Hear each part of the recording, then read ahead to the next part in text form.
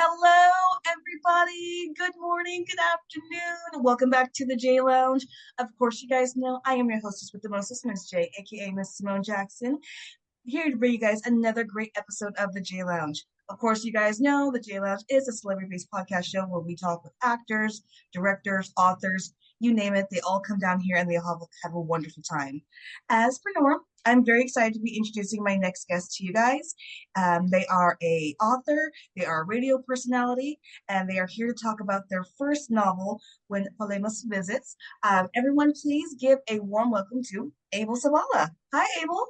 Hi, Miss J. Well, thank you so much for that introduction. I don't see myself as being a celebrity, but I guess an extra point in my favor. So thank you so much for that and for bringing me along.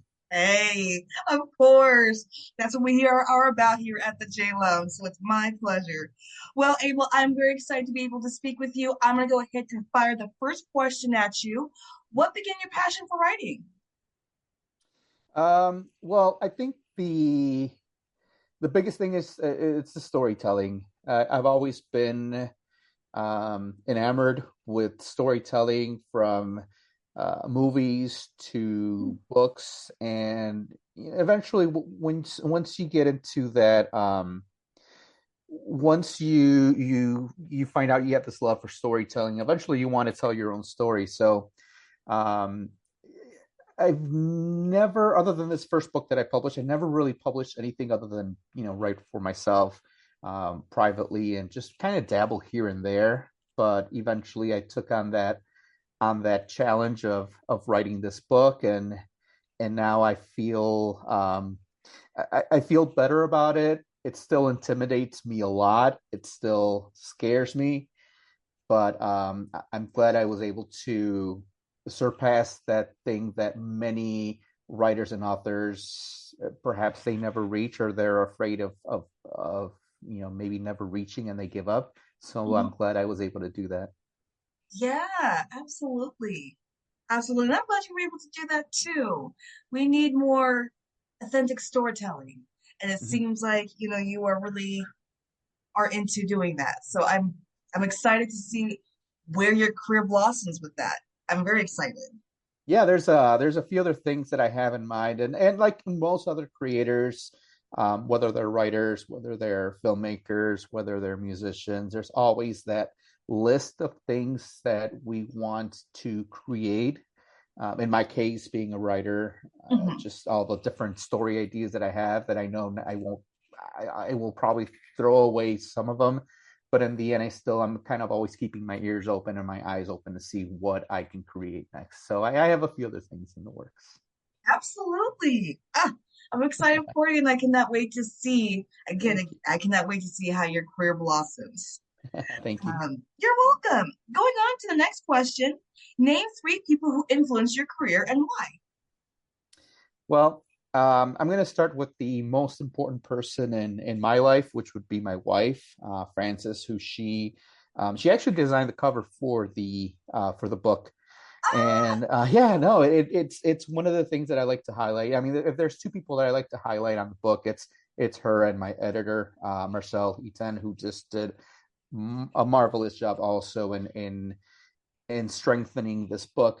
But I can't not have my wife on here and feature her first because she's first of all she's my um anytime that I tell her I'm going to do something, she's always cheering me on and she's always helping me, and I Oh, mean she's a creator as well. She's also an artist. She likes designing things, and she's worked designing cookies, and it's just a lot of stuff. I mean, she's so creative, so much more than I am, at least in that respect. In the artsy world, she is something else, and I really admire her for that. And obviously I take inspiration from her, and like I said, she's always cheering me on, so I have to definitely include her.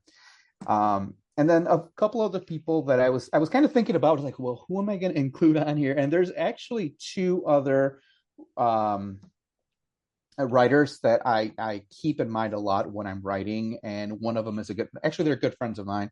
One of them is Victor Velez. He's a local author. He's a musician. He's a photographer. He's everything. And I consider him, along with the next person I'm going to mention in a second, a mentor, just because they're always cheering us on. And in Victor's case, I took his writing workshop shortly after COVID restrictions started lifting. And I when I told my wife, like, I'm going to write a book, I'm going to take Victor's class, it kind of just opened that road for me in my mind and in developing this first story and then other ideas that I had that I Hmm. wrote down. So that's the first person. That's the second person, and the other person is also a local author. He's also a bookstore owner, J.M. Clark, and just the fact that I myself would love to one day also, aside from writing, being a writer, also eventually have my own bookstore. Oh Um, yes. that Oh would gosh. Yes, that's a perfect dream, isn't it? It Ah, is, and one of the things about Cincinnati, because that's this is where I live. It's there are a lot of bookstores. People love to read, so yes. the library, the Cincinnati Public Library is it's amazing. It's a great resource. It's a great refuge for people, and It is. just knowing that I have people like Victor and people like J.M. Clark, and both of them being minorities and doing the things that they do, that just I really look up to both of them. I also took JM when he used to have a bookstore near me. He was offering free workshops, and I was like, I'm going to take them. And actually, that's when I kind of like, after I took Victor's workshop, I kind of outlined what I wanted to write. And when I took Mhm. JM's, that's when I kind of just put everything in motion. So those are the three people that influenced me. Those are the three most important people in my life regarding Yeah, being a writer. that's amazing. I was gonna say, first of all, I love that you shouted out your wife. Teamwork makes the dream work. Of course. So that's yeah. I know you know it. Teamwork makes the dream work. And yeah, I love that you also shout out locals. That's refreshing. That's I mean, that's community based. It's people in your own backyard that Mhm. that's making a difference, one little thing at a time. So and yeah, you and I both share the same dream. I would also like to own a bookstore. I would like to own a bookstore for all the books that, people may not desire or might not Mhm. be desirable, just so people can, still discover their work. So you and I have the same dream here. Yeah, I have I have a small online bookstore where I feature mostly Latino books and some books in Spanish, because books in Spanish were one of the hardest things for me to find when I was younger.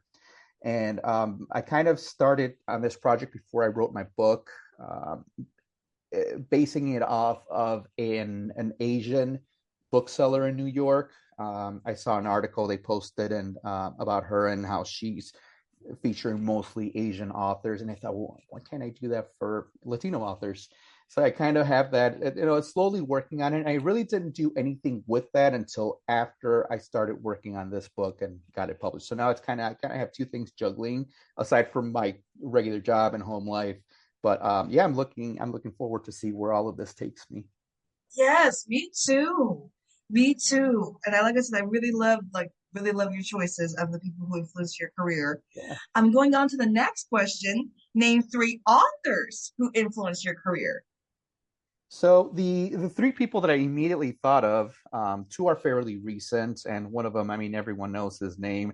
I don't know if you kind of already have an idea, and I think he's been mentioned before on your interviews. But the first person that I thought of was Sylvia Moreno Garcia.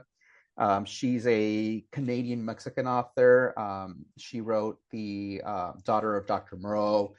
She has a new book that just came out, Bewitching.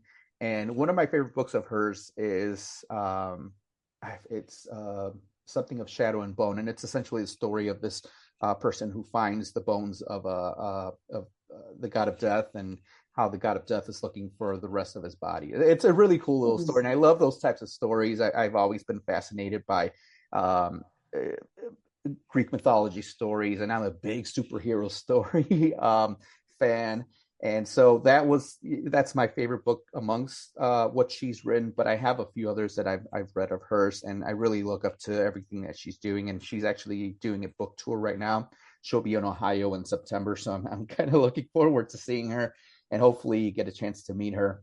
The other person that has influenced me somewhat is another Latina author. Her name is Isabel Cañas, and Hmm. she wrote uh, the the Hacienda, which was it's a ghost story set in like the one of the Mexican wars, and this person that goes that's married to this Spanish someone from Spain, and when she moves into that hacienda, there's a ghost there, and it's a really good book. And then I read the next one that she wrote, Vampires of El Norte, and just what she's coming up with, I really admire her, and I really look forward to what she has coming up. And actually, one of the things that I want to write is horror. And I'll tell you later about what I have in mind. But keeping into what she's writing, kind of just seeing how she does how she works, what she does, what she publishes. It's kind of an inspiration. And speaking of horror, I don't know if you thought about this person, but the one person I think many of us look up to, and the one he's got a ton of books and a ton of movies and shows, Stephen King. Of Uh, course. I haven't read much of his work. I know a lot of his work. I've watched many of his films. I have a few of his books. I just finished reading Pet Cemetery a few months back, and I have a few others that I think Fairy Tale is going to be adapted into a show or movie, and I have that on my TBR. But who doesn't want to be someone like Stephen King that Exactly. has such an amazing career, and he's done so much. And he's also one that I guess he kind of fights for the little people in a way, for the minorities. And I don't want to say he fights for them, but really his values are very good values that I admire. And he's written books on writing, which I've read as well to kind of prepare myself to write. So there's so much, and just every time you see his name, it's going to be something good, whether it's going to be on book or film and or TV. And just someone that it's a recognizable name. And in the end, going back to what I said, I think we all that want to write kind of want to just be like him. Absolutely. I mean, as you say, how can you not? He's got the books, the movies, the films. I mean, he is the undisputed king of horror, really. Yeah. I mean, honestly, let's be honest. He is the undisputed king of horror. I mean, Hmm. if it wasn't for him, we wouldn't have The Shining. Hmm.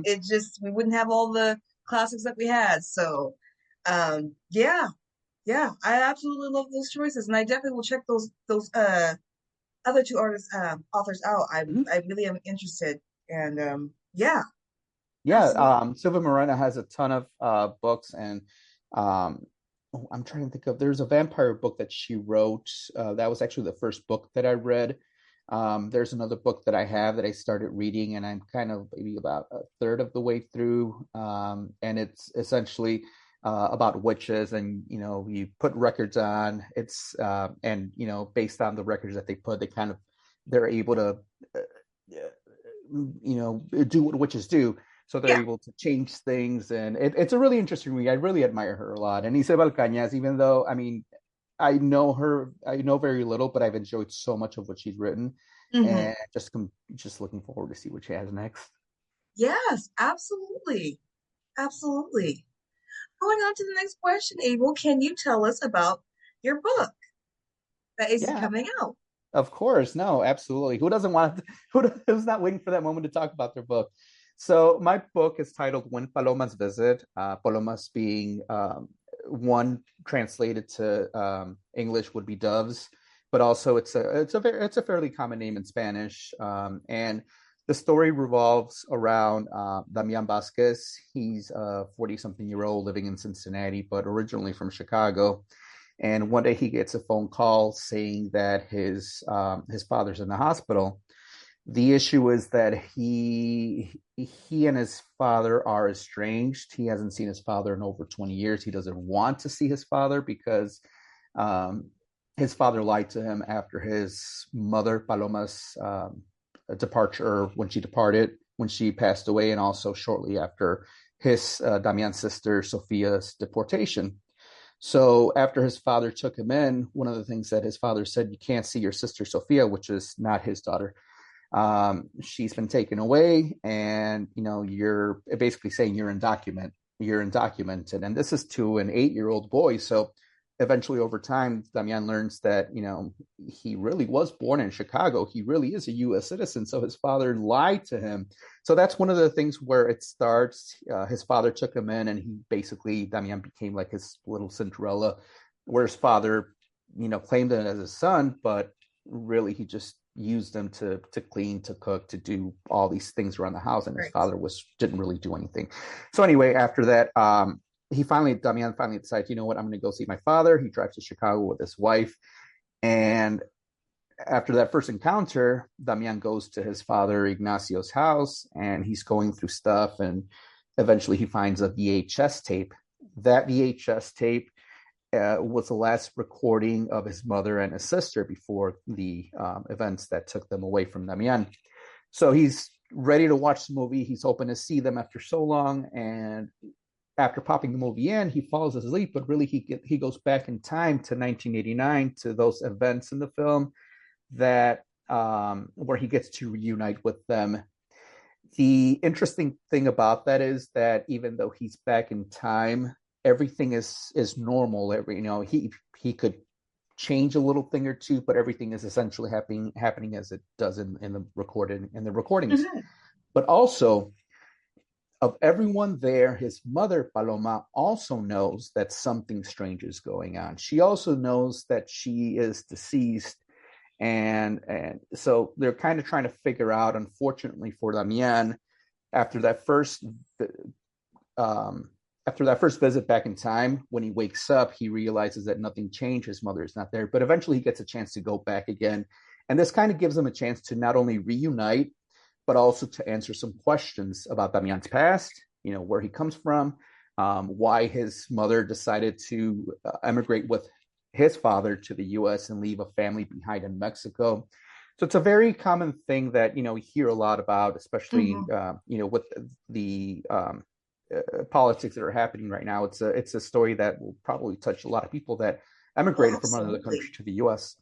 Um, and part of it too is the fact that it's my mother passed away when I was 8 years old, and it's a completely different circumstance. So when I was at one of JM's workshop, when I was kind of thinking about this story, I had already had it in mind. I was like, well, what can I do to make this kind of unique to me? And then I thought, well, what if after my mother's passing, what if my oldest sister would have, what if my father would have said to my oldest sister who raised me, my half sister, you can't have him because he's still my father. So I kind of just went off of that and thought, well, how different would my life would have been? And it kind of just started evolving into that. And there's a VHS tape that I do have of when I was 8. So I kind of just based off a lot of what I lived and put it in the book. So if you want to get to know me, you'll know me. Certain things, obviously, like my mother's passing, and my father is certainly nothing like Ignacio, thank God. But where I grew up, where I live, a lot of those things are in there, and you'll get to know me. Um, I was recently telling my wife because her father passed away a few weeks ago, and I was like, your father's going to live forever. He's in the book. My mother-in-law is in there. My sisters, my everyone in my family is in there in a way, a fictionalized version or combined fictionalized versions of many people and places, but they're there forever. So it's really nice that it's a real comfort to know that whatever happens, they'll live on for as long as this book is out there. Absolutely. Absolutely. That sounds like an absolute beautiful novel. I know you gave me a piece to check it out, and I'm definitely am after hearing you explain it. I think that is something people will absolutely love, gravitate to. And honestly, I hope that is a book that hopefully becomes a feature film because that would be beautiful to see on screen. I think we all Honestly. kind of want that now. I think we all kind Yeah, of right? Yeah, dream on that. Yeah, yeah. absolutely. Absolutely. I'm really hoping that happens because that you're right. What's happening right now, it is definitely a book term film that I feel like would be needed. Mhm. And Yeah, I'm going to speak that in existence for you. I hope that happens for you one day. Thank you so much for that. Absolutely. Absolutely. Abel, I want to make sure my audience is able to follow you and your work. Where are you on social media? Well, you anyone can find me under Abel Z Author, ABEL letter Z Author on Facebook, on Instagram, Threads, TikTok. I'm pretty active on TikTok, at least trying to comment and like and just react to a lot of other authors and people's posts. Blue Sky and Fable. If you want to see a few of the things that I'm reading on the Fable app. I kind of moved away from Goodreads and I use Fable a lot more, so you'll be able to see what I'm currently reading. Oh, I love it. And of course, I highly encourage my audience. Make sure you follow Abel Zavala on TikTok and on social media as well. We want to see more of his work. This is his first book, so make sure you guys support it. Support him, give a like, give a shout out, give a hi. Just make sure you guys do so and follow him and make sure you check out his book as well. Thank you. Of course. Going on to the next question. What future projects are you currently working on that you can give a little dish about to the J Lounge audience? Yeah, absolutely. So, aside from wanting to have an audiobook of Juan Paloma's visit, and I work in radio, so I do have my own mic, and I do want to record this, except for a few chapters that are that would I wouldn't need a female narrator, but overall, I do want to have this as an audiobook, and also I do want to translate this to Spanish. I I can translate it, but writing fiction as well as in Spanish, it's not.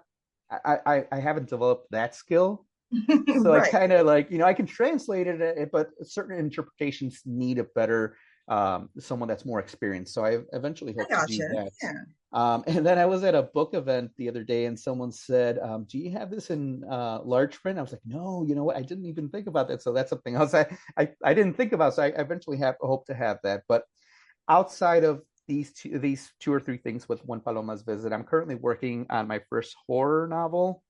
The working title right now is Augie, like Agustin, and it's long story short, it's a story of a woman who lost her son in a fire, Augie, 10-year-old Augie, and like 5 years later, she finds a gingerbread man come to life. She's a baker, and she immediately, I mean, after questioning a few things, she realizes that this could be her son come back to life as a gingerbread man.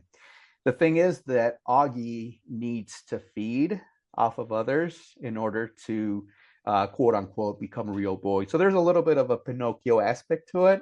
So Ooh. yeah, that's the first that's one of the things that I'm currently working on, and I've already outlined it. I've already drafted a few. I already have a few drafts, but I'm kind of just in that like fourth draft again, trying to polish a lot of things before I start looking for editors and beta readers and Of ARC readers. course. So yeah. Yeah. And it's something said, at Christmas time, a little horror. So hopefully we'll see, because I do have another horror story that I've been kind of wanting to write, but I was like, I don't know if I'm ready for that. And then when I was drafting this Augie, I was like, oh, I can get pretty dark despite, how people know me. So yeah, we'll see. We'll see where that takes me. I hope And it then takes you far. Yes. yeah, no, hopefully so. And that's why we have Mr. Stephen King as an inspiration. Sure do. Um, and then the other thing that I kind of want to do, going back to the whole immigration thing, I do want to write a play, and I do want to write a sort of When Harry Met Sally type of play that deals with an immigrant family or just something along those topics. I feel as being Latino and working in a regional Mexican radio station, and I think these are important topics for me, and they have been, whether I would have worked there or not.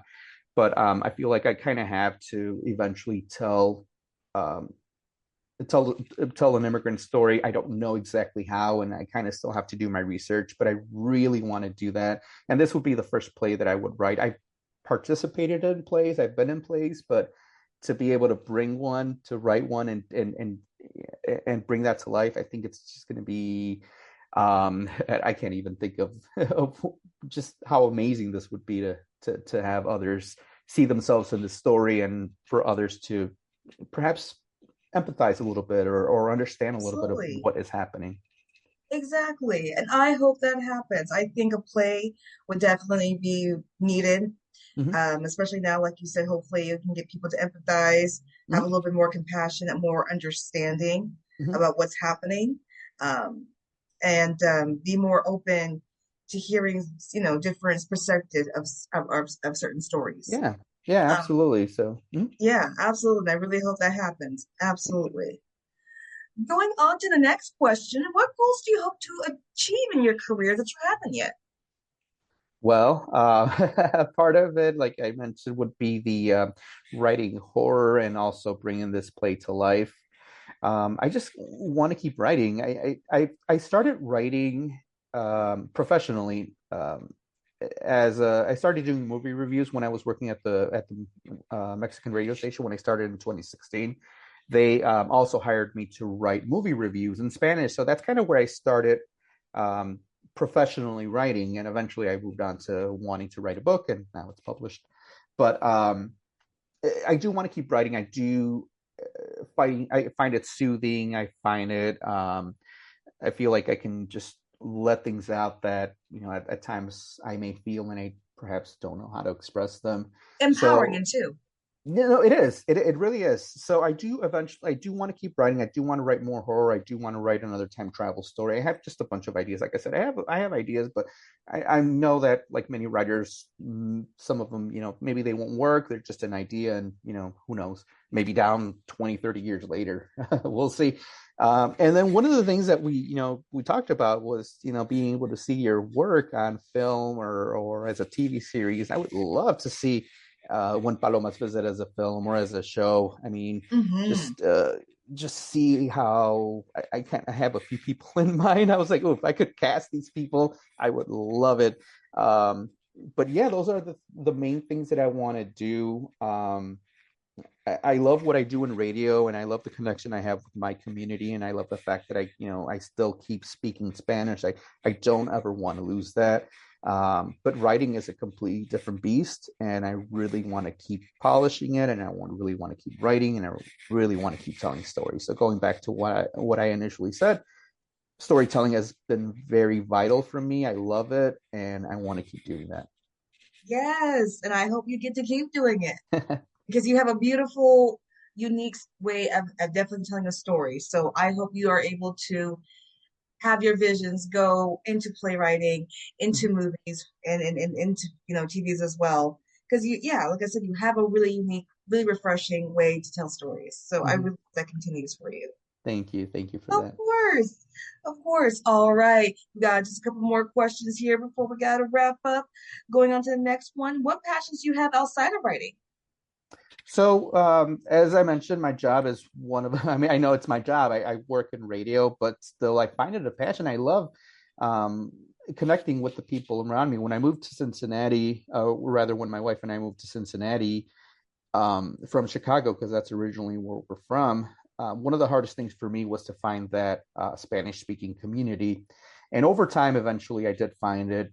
And Cincinnati has grown in that aspect. But working in radio has really brought me to those communities, and not to mention that it's very diverse in the Latino community in Cincinnati. So I love it. Every day I go, I mean, there's not a day where I'm like, I don't want to go into work. Some days it may feel a little like, okay, well, I kind of want the day to be over sooner, but overall, it's like I want to go to work. I love it, and I will continue to do it as long as they allow me. And then also, like I said, I do want to eventually have a coffee shop slash bookstore. I mentioned bookstore, but also with the coffee shop. Um, and aside from that, my other passion would be, oh no, actually, I mis said that. Um, Going to coffee shops and bookstores. So that's one of the things that my wife and I often do, whether it's at a big bookstore or whether it's a local one that own up by an indie bookseller, indie coffee shop. We love going to those. I love going to them, and also watching movies and shows every time we get a chance to go see a movie in the theaters. And just I think we're just in another golden age of TV. just try to watch as much as possible. That's really the things that we really enjoy doing, and I love doing those with my wife. So I I love already, that. yeah, I already did before, but now I get to enjoy these watching these things with someone that I love. So yeah, Oh, I love that. I love that. And that's beautiful. And I love that you have different passions. And I love that you have a job that you love going to every day. It's not a it's rarely that you get the job that you love hmm like that. So I'm glad that you have it. absolutely. Alrighty, Ava, going on to the last question before we need to wrap up here. What advice would you give aspiring writers who are hoping to be successful like you? Well, the first thing, and one of the hardest things that for me was to keep writing and not stopping. And by that I mean is that, when I started writing When Palomas Visit or when I started writing Augie, one of the first things that I did was outline my story. However, with When Palomas Visit, one of the hardest things for me was keep going and writing and finishing the story. I knew where the story needed to end. That was one of the lessons that I learned initially. It's like, know where you're going to end. It may change, but just know where you're going. But where I got stuck was like, write the first chapter, second chapter, third chapter, go back. And I never really kind of continued other than having that idea until eventually my friend Victor was like, you have to finish the story. You have to finish it. So I feel like a lot of writers a lot of new writers tend to get stuck in that, they go back and edit, they go back and edit. It's like, no, finish what you're doing. It's going to be a mess, and that's totally fine. But once you have that mess finished, you can go back and finish. You can pick here and there and see what works, what doesn't. And also, just be open to people's comments or whatever feedback they have to give you, because as a writer, you're with your story, you're kind of seeing it from one lens and one lens only. And it's nice to get that feedback from others saying, well, I don't really like this. In the end, you're going to decide whether you're going to keep it or not. But it's good to have that feedback. And even if you don't completely agree with what other people tell you, perhaps maybe that could be a change. Maybe that'll open, well, maybe if I do this. The other thing that I do, I think it's very important, it's really hard for me, is don't compare yourself to others. Um, I know at this moment I'm not going to be like Stephen King, but I shouldn't compare myself to him Mhm. or Sylvia or JM or Victor Velez, or other writers that I see on TikTok or on other social media platforms. Um, just remember that in the end, just do what you love doing. If you love writing or whatever passion you have aside from writing, just do it. We all have the capability to be creative, to be creators. And once we start comparing ourselves to others, we kind of get that those self doubts and am I good enough to do this? Yeah. Don't do that. I mean, just do whatever whatever passions you have. Um, Eventually, you're going to be able to do great things, and they're going to be Yeah. marvelous things, and people are going to love them, and you're just going to be better and better and better over time. I agree. I agree. And I love each and every one of those advice. I hope everyone is listening in closely. My audience, it's really good advice. And I hope everyone takes that in. Um, Abel, it was an absolute pleasure to be able to speak with you today. I really appreciate you for giving me your time. I'm really excited to see again how your career blossoms, where it goes. I really hope you're able to push your, creativity to playwright and television as well, because we really want to see more of your stuff live. Thank you so much for that. Thank you for the time. Thank you for giving me the space. And, again, to any other creators out there, just keep doing what you're doing. You're great, and you're going to achieve what you want. And, same to you, Miss J. Thank you for doing this. And I know you're just doing an amazing thing for people out there, letting them bring out their voices and being heard. And so I do appreciate that. And I know many other people that listen and watch and who are your interviewees just appreciate you so much. Oh, absolutely. Thank you so much. I Yeah. love that. That's exactly what we strive to do at the J Lounge. So I truly appreciate you. Of course, I want to thank everyone for listening in. Of course, you guys know I've been your host with Moses, Miss J, aka Miss Simone Jackson. Want to thank my amazing guest, Abel Zavala, one more time. I want to thank everyone. I hope you guys have a beautiful day, and I'll be back with another episode of the J Lounge soon. Till then, Thank you. bye. Bye.